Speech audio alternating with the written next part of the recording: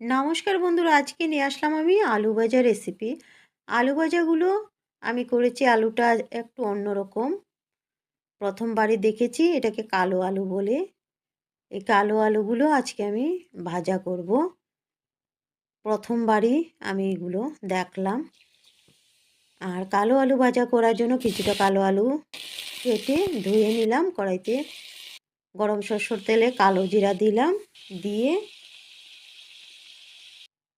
কেটে রাখা আলুগুলো দিয়ে দিলাম। তারপর দিলাম নুন, হলুদ, লঙ্কার গুঁড়ো, সামান্য চিনি দিয়ে একটু নাড়াচাড়া করে ভেজে নিলাম। সামান্য সামান্য ভেজে নেবার পর দুটো কাঁচা লঙ্কা দিলাম। আর এখন আমি দেব আদা কাঁচা লঙ্কার পেস্ট। আদা কাঁচা লঙ্কার পেস্ট দিয়ে একটু সময় ভেজে নেব। আদা কাঁচা লঙ্কার কাঁচা গন্ধটা চলে যাওয়ার পর আমি সামান্য জল দিয়ে দেব। আমি আলু ভাজা করার সময় সামান্য জল দিয়ে দিই। জল দিলে মশলাগুলো খুব ভালো করে মিক্স হয়ে যায় আর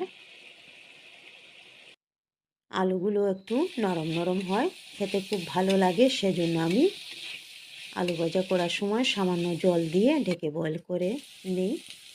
তারপর দেখেন জলটা শুকিয়ে যাওয়ার পর কয়েকবার আমি ঢেকে ঢেকে নাড়াচাড়া করে দিলাম। তারপর সামান্য মুচমুচো করে ভেজে নিলাম। এতে কিন্তু অসাধারণ হয়েছে। আর আপনাদের কেমন লাগলো আলু ভাজা রেসিপিটা বলবেন। বাই।